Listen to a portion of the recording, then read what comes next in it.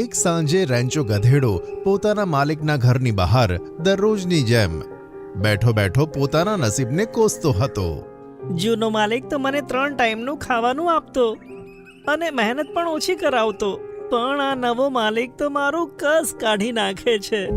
ખાવાનું ખાલી 2 ટાઈમ આપે છે અને દિવસના 10 કલાક તનતોડ મહેનત કરાવે છે. કાશ આ જલ્દી મને વેચી નાખે. એવામાં અંદરથી તેને અવાજ સંભળાયો. હેલો સાહેબ, કેમ છો તમે? લાગે છે માલિક મોબાઈલ પર વાત કરે છે. સાહેબ, તમે ચિંતા ના કરો.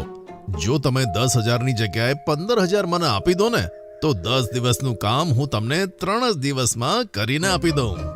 અરે આ શું કહે છે યાર? ખૂબ સરસ, કાલે પૈસા પહોંચાડી દેજો. અરે જોજો ને, હવે હું મારા એક ગધેડાથી 3 ગધેડાનું કામ લઈશ અને એક દિવસમાં 15 કલાક કામ કરીશ. અરે બાપરે, 15 કલાક કામ! આ સીધો મને ચિતા ઉપર કેમ નથી બેસાડી દેતો?